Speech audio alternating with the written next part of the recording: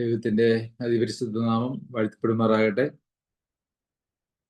വീണ്ടും ദൈവവചനം പഠിക്കുന്നതിന് ഒരു അവസരം കൂടി ദൈവം നമ്മുടെ ജീവിതത്തിൽ നൽകിയിരിക്കുന്നതോർത്ത് ഞാൻ ദൈവത്തെ സ്തുതിക്കുന്നു. കൊലോസ്യർക്ക് എഴുതിയ ലേഖനമാണ് നാം തുടർമാനമായി ധ്യാനിച്ചുകൊണ്ടിരിക്കുന്നത്. 3-ാം അധ്യായത്തിന്റെ 15 വരെയുള്ള വാക്യങ്ങൾ നാം വായിക്കുകയും ധ്യാനിക്കുകയും ചെയ്യുകയുണ്ടായി. ഇന്ന് തുടർന്നുള്ള ചില വാക്യങ്ങൾ നമുക്ക് വായിക്കുകയും ധ്യാനിക്കുകയും ചെയ്യാം. സങ്കീർത്തനങ്ങളാലും സ്തുതികളാലും ആത്മീക ഗീതങ്ങളാലും തമ്മിൽ പഠിപ്പിച്ചും ബുദ്ധി ഉപദേശിച്ചും നന്ദിയോടെ നിങ്ങളുടെ ഹൃദയങ്ങളിൽ ദൈവത്തിനെ പാടിയും ഇങ്ങനെ ക്രിസ്തുവിന്റെ വചനം ഐശ്വര്യമായി സകല ജ്ഞാനത്തോടും കൂടെ നിങ്ങളിൽ വസിക്കട്ടെ. ഇത് ദൈവസഭയിൽ ദൈവമക്കളുടെ ജീവിതത്തിലും സഭയിലും ഉണ്ടാകണം എന്ന് ദൈവം ആഗ്രഹിക്കുന്നതായ ഒരു അവസ്ഥയാണ്, അല്ലെങ്കിൽ കാര്യമാണ് നാം ഇവിടെ വായിക്കുന്നത്. ഇവിടെ തമ്മിൽ പഠിപ്പിക്കുക, ബുദ്ധി ഉപദേശിക്കുക എന്ന് പറയുന്നതായ ഒരു വാക്യം നമുക്ക് കാണുവാനായിട്ട് കഴിയും. 16-ാമത്തെ വാക്യത്തിൽ അത് സങ്കീർത്തനങ്ങളാലും സ്തുതികളാലും ആത്മീയ ഗീതങ്ങളാലുമാണ് ഇങ്ങനെ തമ്മിൽ പഠിപ്പിക്കുവാനും ബുദ്ധി ഉപദേശിക്കുവാനും ഇവിടെ നമുക്ക് നിർദ്ദേശമുള്ളത്. സങ്കീർത്തനങ്ങൾ, സ്തുതികൾ, ആത്മീയ ഗീതങ്ങൾ ഇത് വിശ്വാസികൾക്ക് അന്യോന്യം അല്ലെങ്കിൽ പരസ്പരം ആശ്വസിപ്പിക്കുന്നതിന്, പഠിപ്പിക്കുന്നതിന്, ബുദ്ധി ഉപദേശിക്കുന്നതിന് ഒക്കെ സഹായകരമായ കാര്യങ്ങളാണ് എന്ന് നമുക്കറിയാമല്ലോ.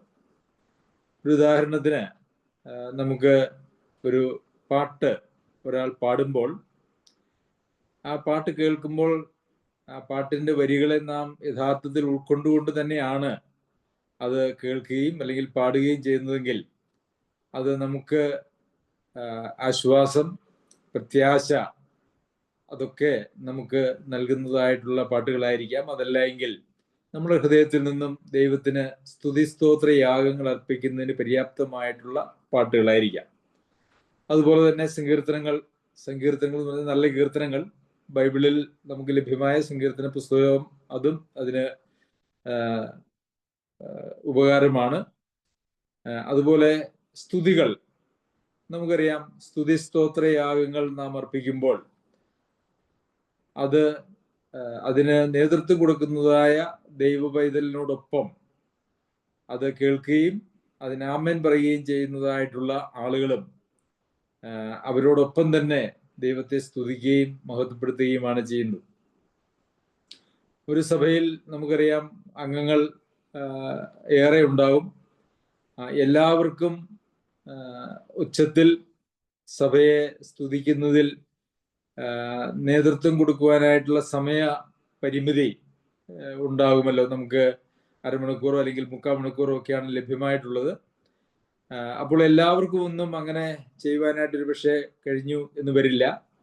എന്നാൽ ഒരാള് സ്തോത്രം ചെയ്യുമ്പോൾ അദ്ദേഹത്തോടൊപ്പം അദ്ദേഹത്തിന്റെ വാക്കുകളിലൂടെ സഭ ഒന്നാകെയാണ് ദൈവത്തെ സ്തുതിക്കുന്നത് എന്നുള്ളത് ഒരു യാഥാർത്ഥ്യമാണ്. അപ്പോൾ ഇങ്ങനെ തമ്മിൽ പഠിപ്പിക്കുന്നതിനും ബുദ്ധി ഉപദേശിക്കുന്നതിനും ഈ മേഖലകൾ നമുക്ക് കാണുവാനായിട്ട് സാധിക്കും. സങ്കീർത്തനങ്ങൾ വായിക്കുക, സ്തുതി സ്തോത്ര യാഗങ്ങൾ അർപ്പിക്കുക, ആത്മീക ഗീതങ്ങൾ നാം പാടുക. അപ്പോൾ ഇതെല്ലാം ഒരുമിച്ച് ചെയ്യുമ്പോൾ എല്ലാവർക്കും അതിൽ നിന്ന് പാഠങ്ങൾ പഠിക്കാനായിട്ടുണ്ടാകും. ഒരാൾക്ക് മറ്റുള്ളവരെ ബുദ്ധി പഠിപ്പിക്കാനായിട്ടും ദൈവത്തിന്റെ വചനത്തിൽ നിന്നുള്ള സന്ദേശങ്ങൾ മാത്രമല്ല പാട്ടുകളിലൂടെയും അതുപോലെ തന്നെ സ്തുതി സ്തോത്രങ്ങൾ അർപ്പിക്കുന്നതിലൂടെയും നമുക്കത് ചെയ്യുവാനായിട്ട് കഴിയുമെന്നുള്ളതാണ്. എന്നാൽ അവിടെ നമുക്ക് സംഭവിച്ചു പോകാവുന്നതായ ഒരു അപകടം എന്ന് പറയുന്നത്, നമ്മൾ പഠിപ്പിക്കാനായിട്ടോ ബുദ്ധി ഉപദേശിക്കാനായിട്ടോ അല്ല നാം സ്തോത്രം ചെയ്യുന്നതോ അല്ലെങ്കിൽ ഒരു പാട്ട് പാടുന്നതോ. അത് നമ്മുടെ ലക്ഷ്യമല്ല. എന്നാൽ സ്തോത്രം ചെയ്യുകയും അതുപോലെ തന്നെ പാട്ടുകൾ പാടുകയും ഒക്കെ ചെയ്യുമ്പോൾ അത് ഈ നിലയിലുള്ളതായ പ്രവർത്തനങ്ങൾ വ്യത്യസ്തങ്ങളായിട്ടുള്ള ആളുകളിൽ വ്യത്യസ്തങ്ങളായിട്ടുള്ള നിലയിൽ അത് ഉപകരിക്കും എന്നുള്ളതാണ്. എന്നാൽ ഇന്ന് സഭയെ ഒന്ന് പഠിപ്പിച്ചു കളയാം, പഠിപ്പിക്കാനായിട്ട് ഞാൻ ഇന്ന പാട്ട് പാടാൻ പോകുന്നു എന്ന് ചിന്തിക്കേണ്ടതായിട്ടുള്ള ആവശ്യമില്ല. സഭയിലെ ശുശ്രൂഷകൾക്ക് ചേരുന്ന വിധത്തിലുള്ളതായ പാട്ടുകൾ നാം തിരഞ്ഞെടുത്ത് പാടുമ്പോൾ അതിലൂടെ പഠിപ്പീരും ബുദ്ധി ഉപദേശവും ഒക്കെ ലഭിച്ചുകൊള്ളും. ദൈവാത്മാവ് അതിലൂടെയും ആളുകളുടെ ഹൃദയത്തിൽ പ്രവർത്തിക്കും എന്നുള്ളതാണ് യാഥാർത്ഥ്യം. പിന്നെ നന്ദിയോടെ നിങ്ങളുടെ ഹൃദയങ്ങളിൽ ദൈവത്തിന് പാടി. അപ്പോൾ ഈ നന്ദിയോടെ ഹൃദയത്തിൽ ദൈവത്തിന് പാടുന്ന ആളുകൾക്കാണ് സഭയെ ഈ നിലയിൽ ആത്മീക ഗീതങ്ങളാലും സ്തുതികളാലും ഒക്കെ പഠിപ്പിക്കാനും ബുദ്ധി ഉപദേശിക്കാനും ഒക്കെ സാധിക്കുകയുള്ളൂ. അപ്പോൾ സ്വന്തം ഹൃദയത്തിൽ നന്ദിയുള്ള ഹൃദയത്തോടെ ദൈവത്തിന് പാടി ദൈവവുമായിട്ടുള്ള നല്ല ഒരു കൂട്ടായ്മയിൽ നടക്കുന്ന, വിശ്വസ്തതയിൽ നടക്കുന്ന ആളുകൾക്ക് മാത്രമേ ഈ നിലയിൽ സഭയിലും അങ്ങനെയുള്ള സഭയിലെ വിശ്വാസികളെയും ഈ ഒരു ആത്മീകമായ ഒരു അനുഭവത്തിൽ അല്ല എങ്കിൽ അവരെ ബുദ്ധി ഉപദേശിക്കുക എന്നുള്ള നിലയിൽ കൊണ്ടുപോകുവാനായിട്ട് കഴിയുള്ളൂ. അപ്പോൾ നിങ്ങൾ ഹൃദയങ്ങളിൽ ദൈവത്തിനെ പാടിയും ഇങ്ങനെ ക്രിസ്തുവിന്റെ വചനം ഐശ്വര്യമായി സകല ജ്ഞാനത്തോടും കൂടെ നിങ്ങളിൽ വസിക്കട്ടെ.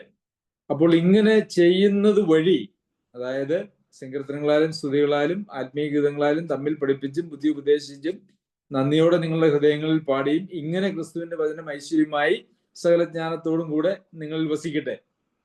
ഇവിടെ ഒരു തർജ്ജമയുടേതായിട്ടുള്ള പരിമിതി ഈ വാക്യത്തിലുണ്ട് എന്നുള്ളത് നമ്മൾ മനസ്സിലാക്കണം.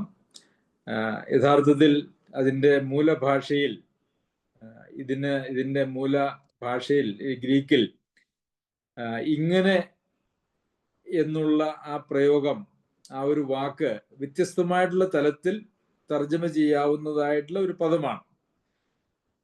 ഇതിനെ നമുക്ക് യഥാർത്ഥത്തിൽ മനസ്സിലാക്കേണ്ടത് വചനത്തിലെ മറ്റ് കാര്യങ്ങളും ഉപദേശങ്ങളും ഒക്കെ വെച്ച് നോക്കുമ്പോൾ ഇതിനെ നമ്മൾ മനസ്സിലാക്കേണ്ടത് ഒരല്പം വ്യത്യാസമായിട്ടുള്ള തലത്തിലാണ്.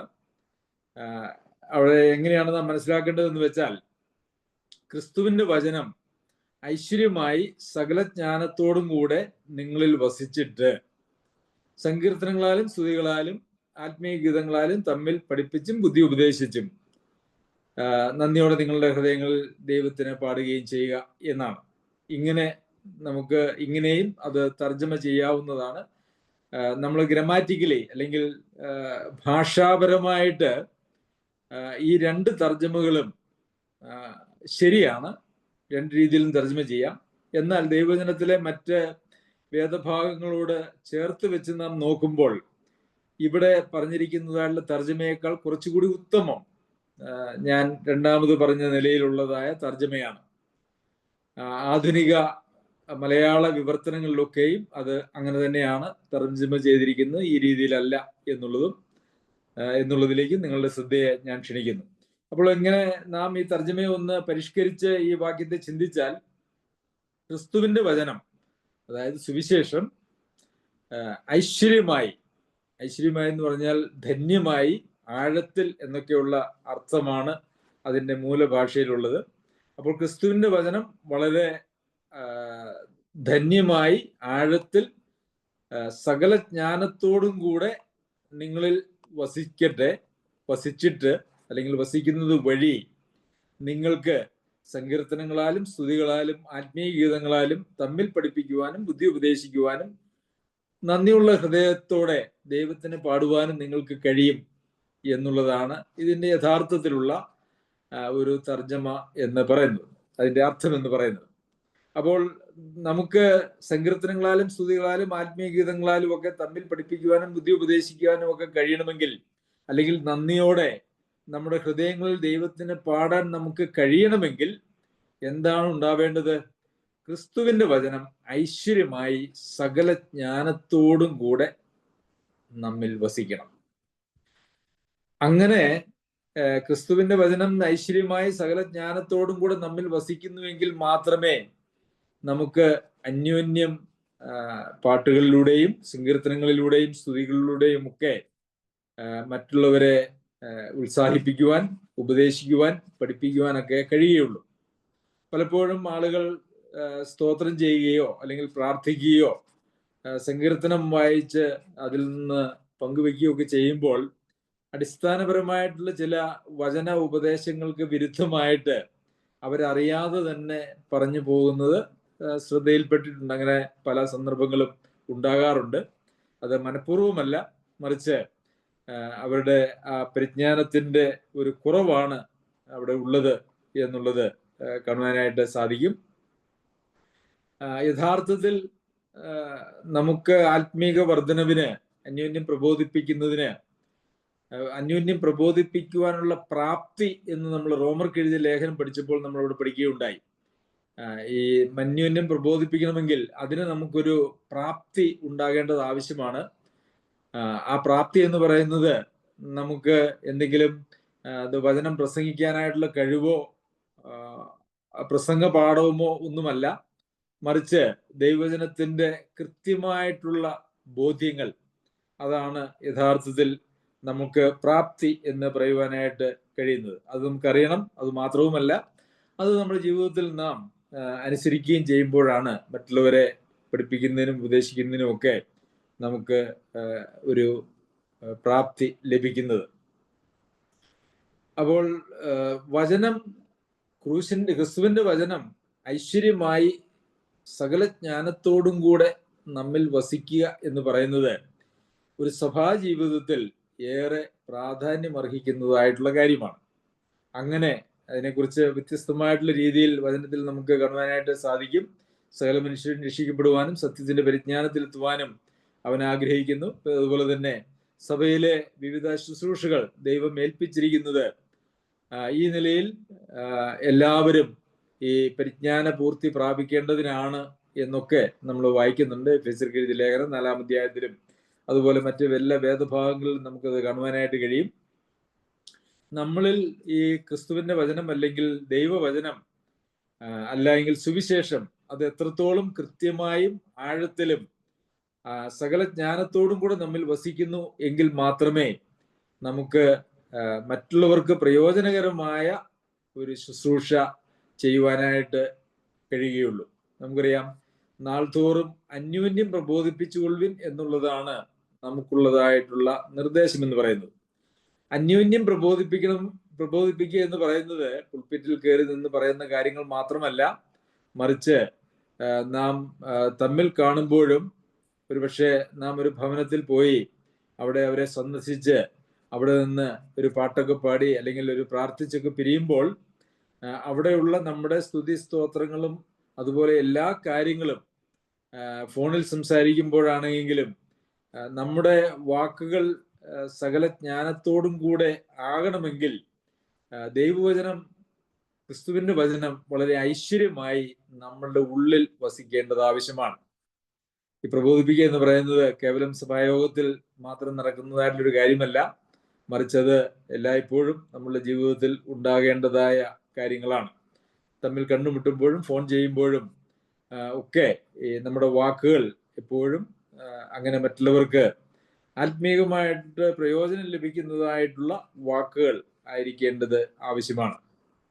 അത് നമുക്ക് കഴിയണമെങ്കിൽ ഈ ക്രൂശിന്റെ വചനം അത് ധന്യമായി, അതിൻ്റെ ധനം അല്ലെങ്കിൽ ആഴത്തിൽ അത് നമ്മുടെ ഹൃദയത്തിൽ ഉണ്ടാകേണ്ടത് ആവശ്യമാണ്. പലപ്പോഴും ദൈവവചനത്തിന്റെ സത്യങ്ങളെ വളരെ ഉപരിപ്ലവമായി മാത്രം, അല്ല എങ്കിൽ അതിനെക്കുറിച്ച് ആഴത്തിലുള്ള അറിവില്ലാതെ വളരെ ഉപരിപ്ലവമായി മാത്രം ആളുകൾ മനസ്സിലാക്കുന്നു എന്നുള്ളത് കൊണ്ട് എന്തെങ്കിലുമൊക്കെ ഉപദേശങ്ങൾ കൊടുക്കുമ്പോൾ അവരുടെ ഉപദേശങ്ങളിൽ, അവരുടെ വാക്കുകളിലൊക്കെയും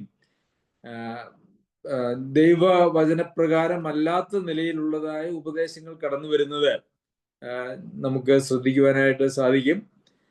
പലപ്പോഴും പല പ്രായോഗിക വിഷയങ്ങളോടുള്ള സമീപനത്തിൽ നല്ലൊരു ശതമാനം വിശ്വാസികളും അല്ലെങ്കിൽ വിശ്വാസികൾ എന്ന് പറയുന്നതായിട്ടുള്ള ആളുകൾ അവരവരുടെ കാഴ്ചപ്പാടുകളാണ് മറ്റുള്ളവർക്ക് പകർന്നു കൊടുക്കുന്നത്, മറിച്ച് ദൈവവചനത്തിൽ നിന്നുള്ളതായ നിർദ്ദേശങ്ങളോ കാഴ്ചപ്പാടുകളോ അല്ല. അതിന് കാരണം എന്ന് പറയുന്നത് അവരെ നിയന്ത്രിക്കുന്നത് ഈ അവരവരുടെ കാഴ്ചപ്പാടുകളാണ്.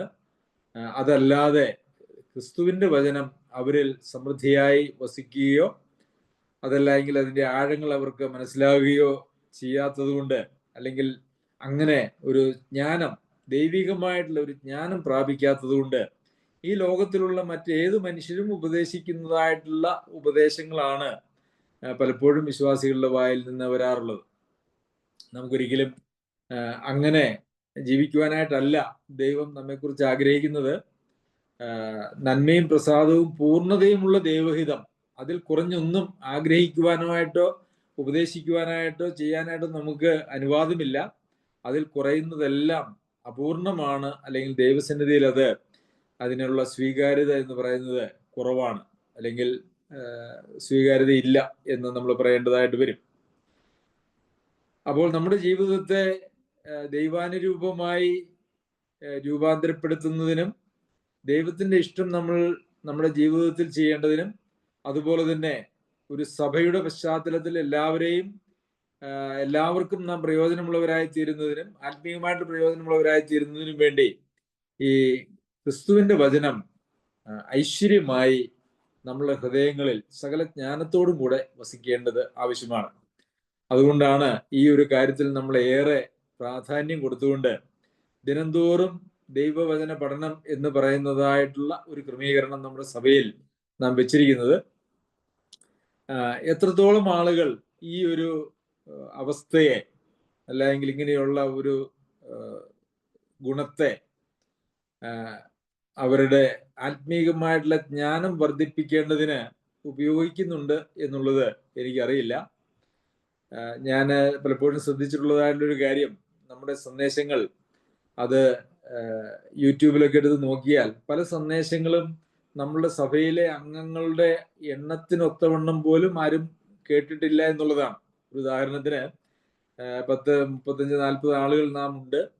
എന്നാൽ ചില മെസ്സേജുകളൊക്കെ കേൾക്കുന്നത് കേവലം 5, 10, 15, 20, 25 പേർ മാത്രമേ ഉള്ളൂ.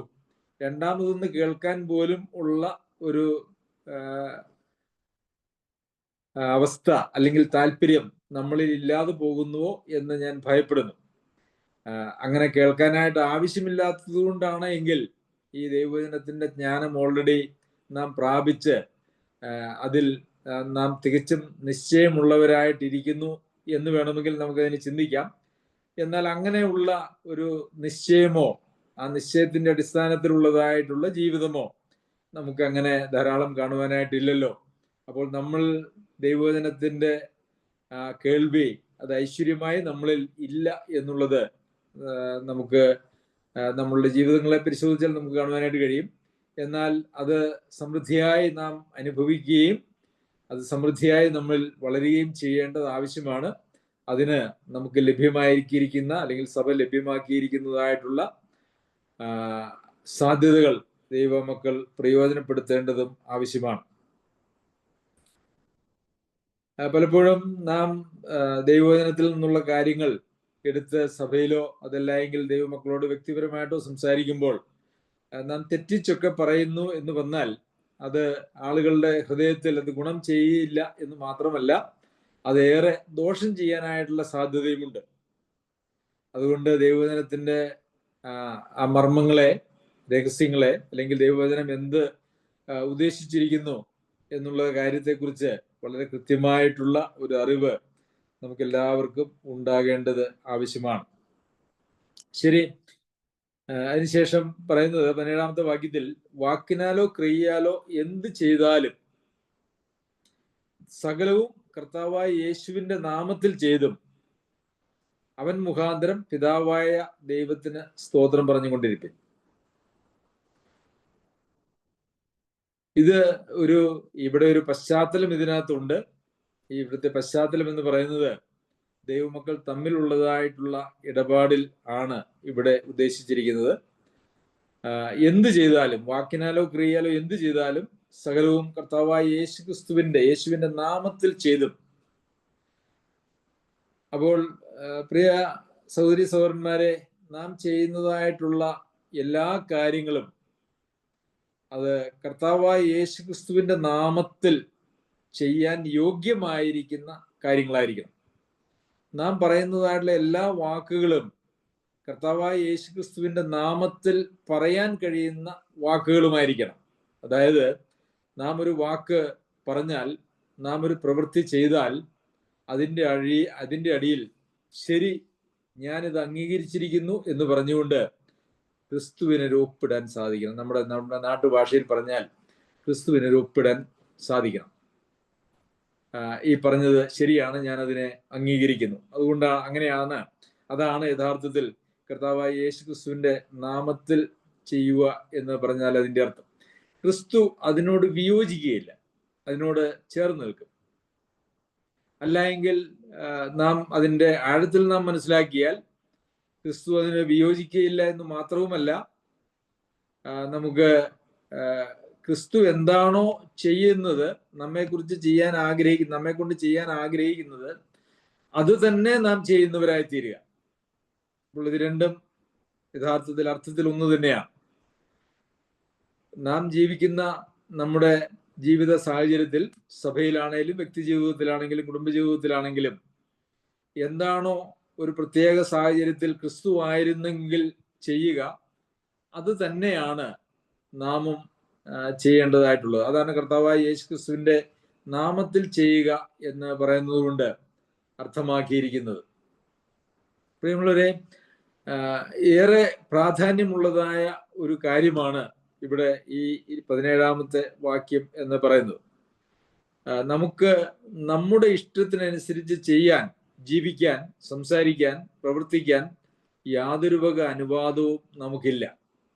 നമുക്കുള്ള ആ ഒരു അവകാശത്തെ അല്ലെങ്കിൽ അനുവാദത്തെ ഒരുപക്ഷെ പാപത്തിന്റെ അടിമകളായി നാം ജീവിച്ചിരുന്ന കാലത്ത് നമ്മുടെ ഇഷ്ടപ്രകാരം ചെയ്യാനും ജീവിക്കാനുമുള്ള ഒരു അനുവാദം നമുക്കുണ്ടായിരുന്നു. കാരണം നമ്മുടെ ഇഷ്ടം എന്ന് പറയുന്നത്, അതായത് ദൈവത്തിന്റെ ഇഷ്ടമല്ല, നമ്മുടെ ഇഷ്ടം എന്ന് പറയുന്നത് യഥാർത്ഥത്തിൽ ദൈവത്തോടുള്ള മത്സരവും മറുതലിപ്പും പാപവുമായിരുന്നു എന്ന് നാം അതിനെക്കുറിച്ച് മനസ്സിലാക്കിയിട്ടുണ്ട്. എന്നാൽ കർത്താവായ യേശുവിനെ നമ്മുടെ കർത്താവായി നാം സ്വീകരിച്ച്, നമ്മെ തന്നെ ത്യജിച്ച് ആ കർത്താവിന്റെ വഴിയിലേക്ക് നാം കടന്നു വരുമ്പോൾ, പിന്നെ നമ്മളുടേതായിട്ടുള്ള താല്പര്യങ്ങളും നമ്മുടെ മോഹങ്ങൾക്കും വേണ്ടി ജീവിക്കാനോ അതിന് പ്രവർത്തിക്കാനോ ഉള്ളതായ നമ്മുടെ എല്ലാ സ്വാതന്ത്ര്യവും നാം കർത്താവിന്റെ മുമ്പാകെ അടിയറവ് വെച്ചിരിക്കുകയാണ് എന്നുള്ളത് നാം മനസ്സിലാക്കണം. നമുക്ക് നമ്മുടെ ഇഷ്ടം പോലെ ജീവിക്കാൻ, നമ്മുടെ ഇഷ്ടം പോലെ സംസാരിക്കാൻ, അതൊന്നും നമുക്ക് യാതൊരു വക അനുവാദവുമില്ല. എന്നാൽ ഇന്ന് നാം സഭകളെ അല്ലെങ്കിൽ വിശ്വാസികളെ ശ്രദ്ധിച്ചാൽ, ഓരോരുത്തരും അവനവന് ബോധിച്ചതുപോലെ എന്ന് പറയുന്ന ഒരവസ്ഥയാണ് ഉള്ളത്. അവര് സംസാരിക്കുന്നതിന് പ്രത്യേകിച്ച് നിയന്ത്രണമൊന്നുമില്ല, അവരുടെ പ്രവർത്തനങ്ങൾക്ക് പ്രത്യേകിച്ച് നിയന്ത്രണമൊന്നുമില്ല. ഒരുപക്ഷെ കർത്താവിന്റെ സന്നിധിയിലേക്ക് വരുന്നതല്ലാത്ത ദൈവനിഷേധികളായിട്ടുള്ള, പാപത്തിന്റെ അടിമത്തത്തിൽ ജീവിക്കുന്നതായിട്ടുള്ള ആളുകൾ പോലും അവരുടെ സാമൂഹ്യ ബോധത്തിലും നീതിബോധത്തിലും ചെയ്യാൻ കൂട്ടാക്കാത്ത, ചെയ്യാൻ ലജ്ജിക്കുന്നതായിട്ടുള്ള പല കാര്യങ്ങളും ഇന്ന് വിശ്വാസികൾ എന്ന് അഭിമാനിച്ചുകൊണ്ട് ആളുകൾ ചെയ്യുന്നത് ഞാൻ ശ്രദ്ധിച്ചിട്ടുണ്ട്. പ്രിയമുള്ളവരെ, എത്രയോ കഷ്ടമാണ് അങ്ങനെയുള്ളവരെ സംബന്ധിച്ച്. കൊലോസ്യർക്ക് എഴുതിയ ലേഖനം അങ്ങനെയുള്ള വ്യക്തികളെ സംബന്ധിച്ച് ദൈവവചനം പറയുന്നതും ഒക്കെ എന്താണെന്ന് ചോദിച്ചു കഴിഞ്ഞാൽ, അവര് തീത്തോസിന് എഴുതിയ ലേഖനത്തിലാണ് നമുക്ക് വായിക്കുവാനായിട്ട് കഴിയുന്നത്. തീത്തോസിന് എഴുതിയ ലേഖനം അതിന്റെ 1-ാം അധ്യായത്തിൽ അതിന്റെ അവസാനത്തെ വാക്യത്തിൽ 16-ാം വാക്യം, അവർ ദൈവത്തെ അറിയുന്നു എന്ന് പറയുന്നുവെങ്കിലും പ്രവൃത്തികളാൽ അവനെ നിഷേധിക്കുന്നു. അപ്പോൾ ദൈവത്തെ അറിയുന്നു, രക്ഷിക്കപ്പെട്ടു, വിശ്വസിക്കുന്നു എന്നൊക്കെ അവര് പറയുന്നു.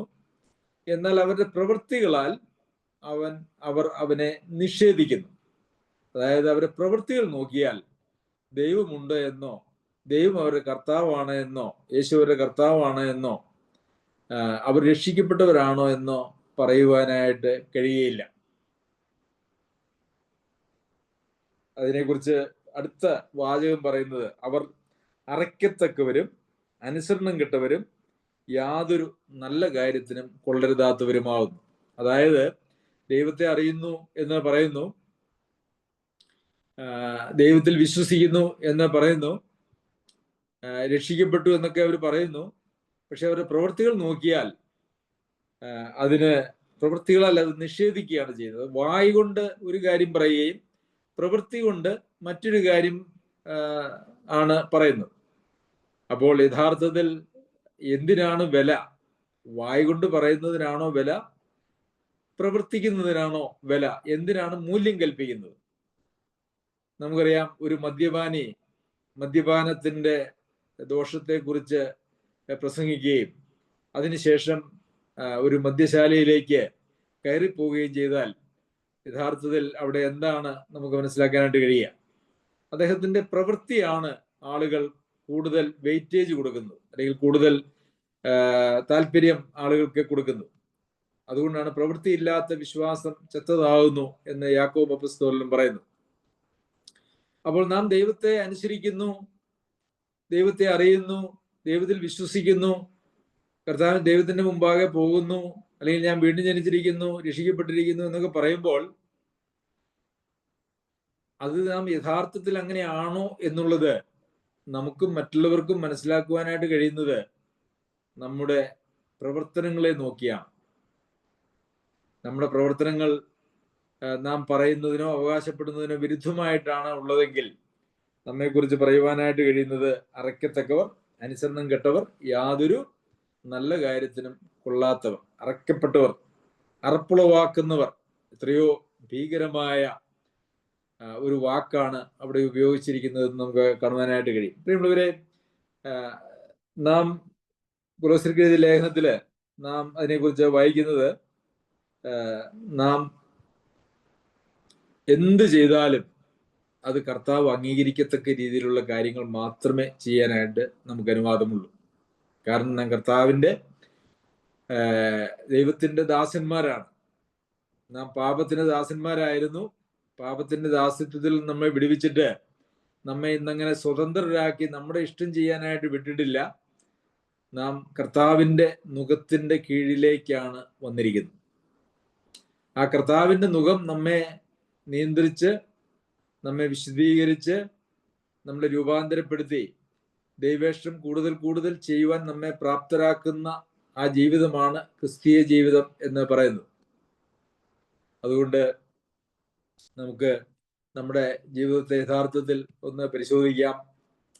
നാം ചെയ്യുന്ന കാര്യങ്ങൾ കർത്താവായ യേശുക്രിസ്തുവിന്റെ നാമത്തിൽ ചെയ്യാൻ കഴിയുന്ന കാര്യങ്ങളാണോ?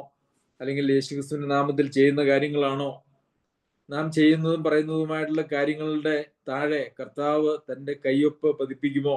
ശരി, ഇവൻ എൻ്റെ പ്രിയപുത്രൻ, ഇവൻ പറഞ്ഞതും ഇവൻ ചെയ്തതുമൊക്കെ എൻ്റെ ഇഷ്ടമാണ് എന്ന് പറയുമോ?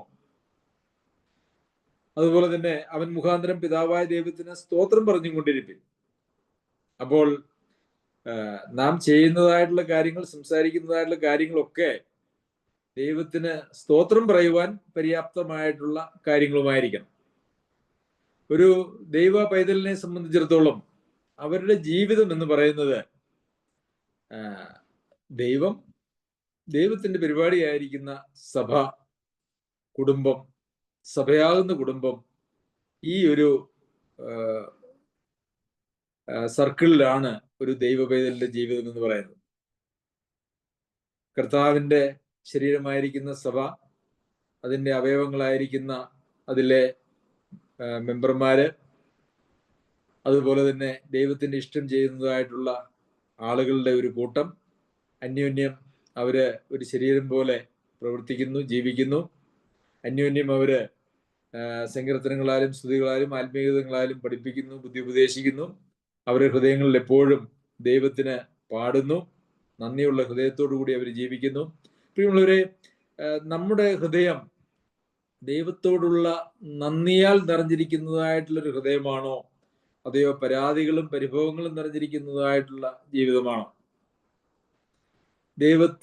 ദൈവത്തോട് നന്ദിയുള്ള ഒരു ഹൃദയമാണ് എല്ലായ്പ്പോഴും നമുക്ക് വേണ്ടത്.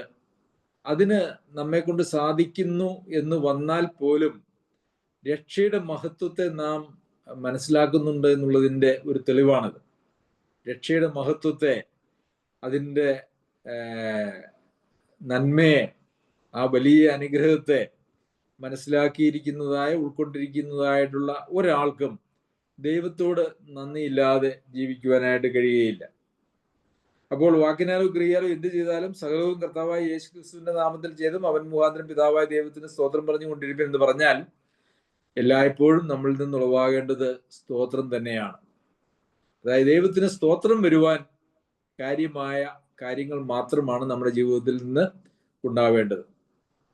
അപ്പോൾ നാം പഠിക്കുന്നതായിട്ടുള്ള വചനം, അത് ക്രിസ്തുവിന്റെ വചനം ഐശ്വര്യമായി സകല ജ്ഞാനത്തോടും കൂടെ നമ്മിൽ വസിക്കുന്നതിന് ഇടയാക്കട്ടെ. അത് സകല ജ്ഞാനത്തോടും കൂടെ എന്ന് പറയുമ്പോൾ ആ ജ്ഞാനത്തിന്റെ ആവശ്യം, അതിന്റെ പ്രസക്തി എന്ന് പറയുന്നത് നമ്മുടെ പ്രായോഗിക ജീവിത സാഹചര്യങ്ങളിൽ ഈ ക്രിസ്തുവിന്റെ വചനം നമ്മെ എങ്ങനെ നടത്തുന്നു, നമ്മെ എങ്ങനെ നിയന്ത്രിക്കുന്നു എന്നുള്ളിടത്താണ് അതിൻ്റെ ജ്ഞാനം എന്ന് പറയുന്നതിന്റെ പ്രസക്തി ഇരിക്കുന്നു.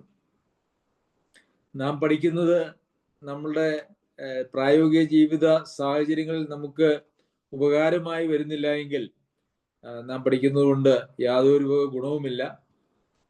അത് പഠിക്കുന്ന കാര്യങ്ങൾ അത് സകല ജ്ഞാനത്തോടും കൂടെ നമ്മിൽ വസിച്ചാൽ മാത്രമേ നമുക്ക് നമ്മുടെ പ്രായോഗിക ജീവിതത്തിൽ അതുകൊണ്ട് പ്രയോജനം ഉണ്ടാവുകയുള്ളൂ. ദൈവം നമ്മെ സഹായിക്കട്ടെ. നമ്മുടെ എല്ലാവരിലും ക്രിസ്തുവിന്റെ വചനം ഐശ്വര്യമായി സകല ജ്ഞാനത്തോടും കൂടെ നമ്മിൽ വസിക്കട്ടെ. ദൈവാത്മാവ് നമുക്ക് വേണ്ടുന്നതായിട്ടുള്ള സമയത്ത് നമുക്ക് ആവശ്യമായിട്ടുള്ള നിർദ്ദേശങ്ങൾ നമ്മിൽ വ്യാപരിക്കുന്നതായിട്ടുള്ള വചനത്തിലൂടെ നമുക്ക് നൽകുകയും അങ്ങനെ കർത്താവിന്റെ നാമം മഹത്വപ്പെടുത്തുകയും ചെയ്യുമാറാകട്ടെ.